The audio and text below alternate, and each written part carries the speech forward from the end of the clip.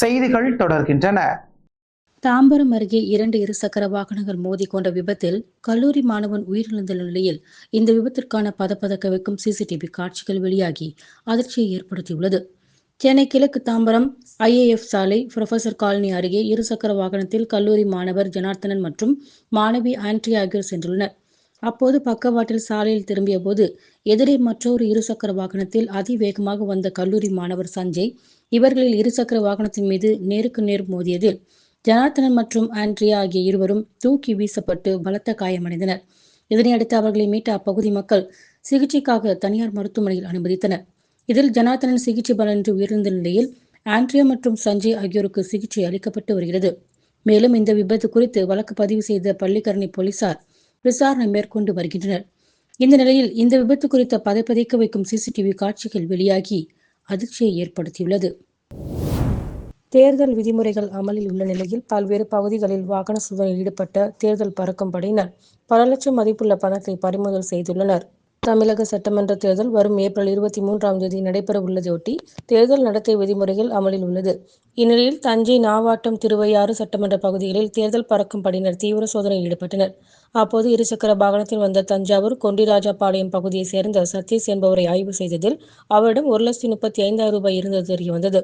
இதனையடுத்து உரிய ஆவணங்கள் இல்லாததால் பணத்தை பறிமுதல் செய்து அதிகாரிகள் வட்டாட்சியர் அலுவலகத்தில் ஒப்படைத்தனர். இதேபோல் ராணிப்பேட்டை மாவட்டம் மேல்விசாரம் பகுதியில் தேர்தல் பறக்கும் படையினர் வாகன சோதனையில் ஈடுபட்டிருந்தனர். அப்போது விசாரம் பகுதி சேர்ந்த தமீம் பாஷா என்பவர் தனக்கு சொந்தமான லோடு ஆட்டோவில் உரிய ஆவணமின்றி வைத்திருந்த ரூ.84,000 பணத்தை தேர்தல் பறக்கும் படையினர் பறிமுதல் செய்தனர். மேலும் திருவள்ளூர் மாவட்டம் அருங்குளம் பகுதியில் தேர்தல் நடத்தும் அலுவலர் ரவிச்சந்திரன் தலைமையில் தேர்தல் பறக்கும் படை அதிகாரிகள் வாகன சோதனையில் ஈடுபட்டனர். அப்போது ஆந்திர மாநிலம் கடப்பாவிலிருந்து சென்னை நோக்கி வந்த காரை மடக்கி சோதனை செய்தபோது கடப்பாவை சேர்ந்த நாகூரி சிவபிரசாத் உரிய ஆவணங்களின்றி ரூ.4,00,000 பணம் எடுத்து வந்தது தெரியவந்தது. இதனையடுத்து பணத்தை பறிமுதல் செய்த அதிகாரிகள் கருவூலத்தில் ஒப்படைத்தனர். இதேபோல் நாகை மாவட்டத்தில் பல்வேறு இடங்களில் தேர்தல் பறக்கும் படையினர் தீவிர வாகன சோதனையில் ஈடுபட்டனர். அதில் நாகை தேவூரில் இருந்து வந்த வாகன சோதனை மேற்கொண்ட போது உரிய ஆவணம் இல்லாமல் ரூ.70,370 வைத்திருந்தது தெரியவந்தது. இதனையடுத்து பணத்தை பறிமுதல் செய்த அதிகாரிகள் கீழ்வேலூர் சார்நிலை கருவூலத்தில் ஒப்படைத்தனர். மேலும் புதுச்சேரியில் பிரிட்டிஷ் குடியுரிமை பெற்ற லண்டன், பிரான்ஸ் நாட்டை சேர்ந்தவரிடமிருந்து இந்திய ரூபாய் 5 லட்சம் மற்றும் வெளிநாட்டு பணம் $6,50,000 என மொத்தமாக $11,50,000 பணத்தை தேர்தல் பறக்கும் படையினர் அதிரடியாக பறிமுதல் செய்தனர். இதேபோல் விருதுநகர் நிலை கண்காணிப்பு குழுவினர் சூளக்கரை வீடி மில்லில் சோதனையில் ஈடுபட்டனர். அப்போது அவ்வழியாக மதுரையிலிருந்து திருநெல்வேலி நோக்கி சென்று கொண்டிருந்த வாகனத்தை நிறுத்தி சோதனை செய்தனர். அப்போது வாகனத்தில் வந்த சாத்தான்குளத்தை சேர்ந்த கடலை மிட்டாய் வியாபாரி தங்கப்பாண்டியிடம் உரிய ஆவணங்கள் இல்லாமல் ரூபாய் $1,13,000 இருந்தது தெரியவந்தது. இதனையடுத்து அவற்றை பறிமுதல் செய்த பறக்கும் படையினர் வருவாய் வட்டாட்சியரிடம் ஒப்படைத்தனர். தமிழ்நாட்டின் பல்வேறு பகுதிகளில் நடைபெற்ற முக்கிய நிகழ்வுகளை உங்க ஊர் செய்திகள் பகுதியில் தற்போது சுருக்கமாக பார்க்கலாம். திருவள்ளூர் அடுத்த ராமலிங்கபுரம், சீனிவாசபுரம் பகுதியை சேர்ந்தவர்கள் முனிகிருஷ்ணன், சரளா தம்பதியினர். இவர்களுடைய மகள் காவ்யா. இவர் திருவள்ளூர் உள்ள அவரது உறவினர் வீட்டில் தங்கி பெண்கள் மேல்நிலைப் பள்ளியில் 12ஆம் வகுப்பு பயின்று வந்தார். இந்நிலையில் தன்னுடைய சகோதரன் பிரவீனுடன் இருசக்கர வாகனத்தில் சொந்த ஊருக்கு சென்றுள்ளார். அப்போது பூண்டி அடுத்த ஒத்தப்பை பகுதியில் எதிரே அதிவேகத்தில் வந்த லாரியால் நிலை தடுமாறிய பிரவீன் அப்பகுதியில் 4 வழி சாலை விரிவாக்க பணிகளுக்காக சாலையின் இருபுறமும் தோண்டப்பட்டிருந்த பள்ளத்தில் இருவரும் விழுந்துள்ளார். இதில் காவ்யாவிற்கு தலையில் பலத்த காயம் ஏற்பட்டுள்ளது. இதனையடுத்து அவரை மீட்ட அப்பகுதி மக்கள் திருவள்ளூர் அரசு மருத்துவக் கல்லூரி மருத்துவமனைக்கு அனுப்பி வைத்தனர். ஆனால் அவர் மருத்துவமனைக்கு செல்லும் வழியிலேயே பரிதாபமாக உயிரிழந்தார். இதனையடுத்து தகவல் அறிந்து வந்த பெண்ணலூர் பேட்டை போலீசார் காவ்யாவின் உடல் பிரேத பரிசோதனைக்காக அனுப்பி வைத்து வழக்கு பதிவு செய்து விசாரணை மேற்கொண்டு வருகின்றனர். திருவள்ளூர் பத்தியால்பேட்டை பகுதியை சேர்ந்தவர் சயின்சா. கார் ஓட்டுநரான இவரது வீட்டின் உள்ளே வைத்திருந்த சமையல் எரிவாயு சிலிண்டரை அந்த வீட்டில் புகுந்த மர்ம நபர் ஒருவர் வீட்டு உபயோக எல்பிஜி சிலிண்டரை திருடிக் கொண்டு தமது இருசக்கர வாகனத்தில் கொண்டு செல்லும் சிசிடிவி காட்சி தற்போது இணையத்தில் வேகமாக பகிரப்பட்டு வருகின்றன. வீட்டு உபயோக சிலிண்டருக்காக மக்கள் பெரும் இன்னலுக்கு ஆளாகி வரும் நிலையில் வீட்டு உரிமையாளர் போல முன்பின் தெரியாத வீட்டிற்குள் புகுந்து சிலிண்டரை திருடி செல்லும் காட்சிகள் திருவள்ளூரில் அதிர்ச்சியையும் பரபரப்பையும் ஏற்படுத்தியுள்ளது. தமிழ்நாட்டில் சட்டமன்ற தேர்தல் வரும் 23ஆம் தேதி நடைபெறவுள்ள நிலையில் தமிழகத்தில் தேர்தல் விதிமுறைகள் அமலுக்கு வந்துள்ளது.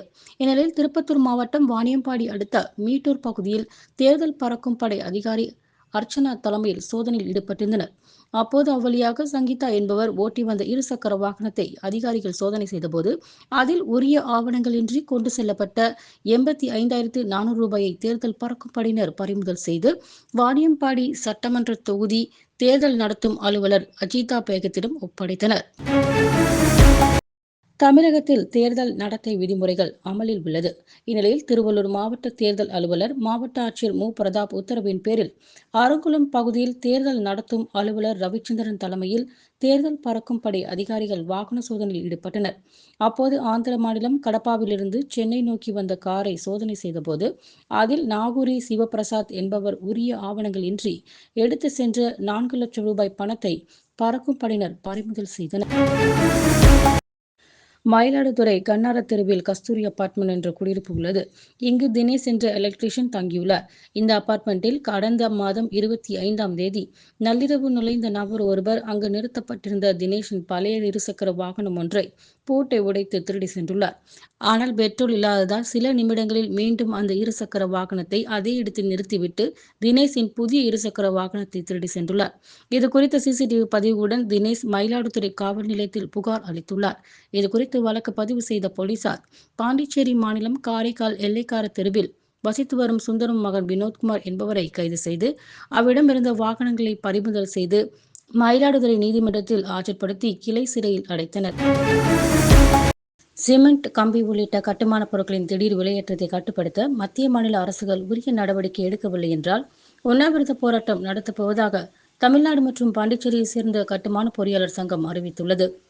ஈரோடு மாவட்டம் கோபிசெட்டிப்பாளையம் அருகே செய்தியாளர்களை சந்தித்த தமிழ்நாடு மற்றும் பாண்டிச்சேரி கட்டுமான பொறியாளர் சங்கத்தின் மாநில தலைவர் பிரபு, விலை உயர்வு காரணமாக ஒப்பந்த அடிப்படையில் பணியாற்றி வரும் பொறியாளர்களும் கட்டுமானம் சார்ந்த லட்சக்கணக்கான தொழிலாளர்களும் தங்களின் வேலையை இழக்கும் அபாயம் ஏற்பட்டுள்ளதாகவும் தெரிவித்தார். தமிழகத்தில் சட்டமன்ற பொதுத் தேர்தல் 2026 வருகின்ற ஏப்ரல் 23ஆம் தேதி வாக்குப்பதிவு நடைபெறவுள்ள நிலையில் தேனி மாவட்டத்தில் உள்ள 4 சட்டமன்ற தொகுதிகளிலும் 100% வாக்குப்பதிவை வலியுறுத்தும் வகையில் கல்லூரி மாணவியர்கள் மற்றும் மகளிர் சுய உதவி குழு உறுப்பினர்கள் பங்கு பெற்ற விழிப்புணர்வு பேரணியை தேனி மாவட்ட தேர்தல் அலுவலரும் மாவட்ட ஆட்சித் தலைவருமான ரஞ்சித் சிங் கொடியசைத்து தொடங்கி வைத்தார். இந்த விழிப்புணர்வு பேரணியானது தேனி மதுரை சாலை பங்களாமேடு திடலில் துவங்கி பழைய பேருந்து நிலையம் நேரு சிலை வழியாக பெரியங்குளம் சாலை மேற்கு சந்தை வரை நடந்த இந்த விழிப்புணர்வு ஊர்வலத்தில் மாவட்ட வருவாய் அலுவலர் ராஜகுமாரன் உள்ளிட்ட அலுவலர்கள், கல்லூரி முதல்வர்கள், பேராசிரியர்கள், மாணவ மாணவியர்கள் மற்றும் மகளிர் சுய உதவி குழு உறுப்பினர்கள் என ஏராளமானோர் கலந்து கொண்டு விழிப்புணர்வு வாசகங்களை முழக்கமிட்டவாறு பேரணியில் சென்றனர். தஞ்சாவூர் மாவட்டம் கீழவாசலை சேர்ந்த பாக்யராஜ் என்பவர் தனது நண்பர்களுடன் ஜனவரி 14ஆம் தேதி வேளாங்கண்ணிக்கு வந்தபோது அவரது இருசக்கர வாகனத்தை யாரோ உடைத்து திருடி சென்றுள்ளனர். இது தொடர்பாக கீழையூர் காவல் நிலையத்தில் அவர் அளித்த புகாரின் பேரில் வேளாங்கண்ணி துணை கண்காணிப்பாளர் நிக்சன் தலைமையில் உதவி ஆய்வாளர்கள் ஜெயச்சந்திரன், கண்ணதாசன் ஆகியோர் கொண்ட தனிப்படை போலீசார் விழுந்தமாவடி பகுதியில் வாகன சோதனையில் ஈடுபட்டு வந்தபோது பாக்யராஜின் வாகனத்தை திருடியது திருத்துறைப்பூண்டி மேலமருதுரை சேர்ந்த வைத்தியநாதன் மகன் ராஜகுமார் என தெரிய வரவே வாகனத்தை மீட்டு ராஜகுமாரை போலீசார் கைது செய்தனர். அவரிடமிருந்து மதுரை, சிவகங்கை, தஞ்சாவூர், விருதாசலம் உள்பட பல மாவட்டங்களைச் சேர்ந்த திருட்டு வாகனங்கள் கைப்பற்றப்பட்டதும் குறிப்பிடத்தக்கது. மதுரையில் மார்ச் 16ஆம் தேதி நடைபெற்ற தமிழ்நாடு மாநில அளவிலான வில்வித்தை போட்டியில் காஞ்சிபுரத்தை சேர்ந்த 4 வயது சிறுவன் லக்ஷித் மாயோன் முதல் பரிசான தங்கப்பதக்கத்தை வென்று சாதனை படைத்துள்ளார். சிறு வயதிலேயே வில்வித்தையின் மீது ஆர்வம் கொண்டதால் காஞ்சிபுரத்தில் உள்ள காஞ்சிபுரம் மாவட்ட வில்வித்தை சங்க பொதுச் செயலாளரும் வில்வித்தை பயிற்சியாளரும் கிராண்ட் மாஸ்டர் சீகான் ஹுசைனின் வாரிசாகவும் அறியப்படும் சென்சாய் நூர் முகமதின் முறையாக வில்வித்தை பயின்று பெற்று வருகிறார். இளம் வயதிலேயே மாநில அளவிலான போட்டியில் தங்கம் வென்றுள்ள இச்சிறுவனின் சாதனை காஞ்சிபுரம் மாவட்ட மக்களிடையே பெரும் பாராட்டை பெற்றுள்ளது. கள்ளக்குறிச்சி மாவட்டம் உளுந்தூர்பேட்டை பகுதியில் வாரந்தோறும் புதன்கிழமை ஆடு சந்தை நடைபெற்று வருகிறது. ரம்ஜான், பக்ரீத், தீபாவளி, கிறிஸ்துமஸ் போன்ற பண்டிகை காலங்களில் இந்த ஆடு சந்தையில் ரூபாய் 2 கோடி ரூபாய் முதல் 5 கோடி ரூபாய் வரை ஆடுகள் விற்பனை நடைபெற்று வருவது வழக்கம். இந்நிலையில் ரம்ஜான் பண்டிகை வர இன்னும் 2 நாட்களில் உள்ள நிலையில் இன்று நடைபெற்ற ஆடு சந்தையில் குறைந்த அளவிலான ஆடுகளுக்கு விற்பனைக்கு வந்தது. மேலும் வெளி மாவட்டங்களில் இருந்து வரும் ஆடு வியாபாரிகள் படம் எடுத்து செல்வதில் தேர்தல் விதிமுறை கட்டுப்பாடு காரணமாக அதிக அளவிலான படம் எடுத்து செல்ல முடியாத காரணத்தினால் இன்று நடைபெற்ற உளுந்தூர்பேட்டை ஆடு சந்தைக்கு ஆடுகள் வாங்க வரவில்லை எனவும் இதனால் ஆடு விற்பனை மந்தமாக இருந்ததாக வியாபாரிகள் தெரிவித்தனர். தமிழ்நாடு சட்டமன்ற தேர்தல் வரும் ஏப்ரல் 23ஆம் தேதி நடைபெற உள்ள நிலையில் இந்திய தேர்தல் ஆணையத்தின் சார்பில் நாடு முழுவதும் வாக்களிப்பதன் அவசியம் குறித்த விழிப்புணர்வு நிகழ்ச்சிகள் நடத்தப்பட்டு வருகிறது. அதன் ஒரு பகுதியாக திருச்சி மாவட்ட ஆட்சியர் அலுவலகத்தில் ரங்கோலி கோலம் வரைந்து வாக்காளர்களுக்கு விழிப்புணர்வு ஏற்படுத்தும் நிகழ்ச்சி இன்று நடைபெற்றது. இந்த நிகழ்வில் திருச்சி மாவட்டத்தில் உள்ள 15 வட்டாரங்களிலும் இருந்தும் பொதுமக்கள், அரசு ஊழியர்கள் கலந்து கொண்டு என் வாக்கு என் உரிமை, 100% வாக்குப்பதிவு என்ற வாசகங்கள் அடங்கிய பல வண்ண கோலங்களை வரைந்து வாக்களிப்பதன் அவசியம் குறித்து விழிப்புணர்வு ஏற்படுத்தினர். இதில் உதவி ஆட்சியர் சேஷாத்ரி மையம், தீபி சானு, மாவட்ட கூடுதல் தேர்தல் நடத்தும் அலுவலர் பாலாஜி உள்ளிட்ட தேர்தல் அதிகாரிகள் கலந்து கொண்டு விழிப்புணர்வு ரங்கோலி கோலங்களை பார்வையிட்டனர். ஆண்டுதோறும் ஏப்ரல், மே மாதங்களில் நீலகிரி மாவட்டத்தில் கோடை சீசன் துவங்குவதையொட்டி குன்னூர் மேட்டுப்பாளையம் தேசிய நெடுஞ்சாலையில் அமைந்துள்ள காட்டேரி பூங்காவில் இந்த ஆண்டிற்கான மலர் செடிகள் நடவு செய்யும் பணி இன்று தோட்டக்கலை இணை இயக்குநர் நவநீதா தலைமையில் நடைபெற்றது. இதில் மேரி கோல்டு குட்டை ரகம் பிரான்ச் மற்றும் ஆப்பிரிக்கா வகை பிளக்ஸ் ஆஸ்டர், பெக்கோனியா வெர்பீனா, ஆண்டினம், பால்சம் ஸ்வீட், வில்லியம் சால்வியா போன்ற 30 வகை மலர் விதைகள் Germany, France, Netherlands, Kolkata, Kashmir போன்ற இடங்களிலிருந்து பெறப்பட்டு மலர் நாற்றுகள் உற்பத்தி செய்யப்பட்டு இன்று நடவு பணி துவங்கியது. தஞ்சை சிராஜ்பூர் நகரில் வசித்து வருபவர் செந்தில் என்கின்ற கேவில் செந்தில். இவர் 2018ஆம் ஆண்டு சிங்கப்பூரை பூர்வீகமாக கொண்ட முகமதா பேகம் என்பவரது 800 கோடி ரூபாய் மதிப்புள்ள சொத்துக்களை போலி ஆவணம் தயாரித்து விற்பனை செய்ததாக கூறப்படுகிறது. இதுகுறித்து முகமதா பேகம் தஞ்சை மாவட்ட டிஜிபி அலுவலகத்தில் புகார் அளித்ததன் அடிப்படையில் கேபிள் செந்தில், அவரது மனைவி உள்பட 12 பேர் மீது வழக்கு பதிவு செய்யப்பட்டன. இந்த வழக்கில் கேபிள் செந்தில் முன்ஜாமீன் பெற்றிருந்த நிலையில் அவர் மீது மேலும் சில வழக்குகள் பதிவு செய்யப்பட்டு இருப்பதால் அவரை கைது செய்ய காவல்துறையினர் இன்று அவரது வீட்டிற்கு சென்றனர். இதனை அறிந்த கேபிள் செந்தில் வீட்டிலிருந்து வெளியே வர மறுத்து குடும்பத்துடன் தற்கொலை செய்து கொள்ளப் போவதாக கூறி வீட்டில் இருந்தபடியே ஜன்னல் வழியாக செய்தியாளர்களுக்கு பேட்டியளித்தார். இச்சம்பவம் அப்பகுதியில் பெரும் பரபரப்பை ஏற்படுத்தியது.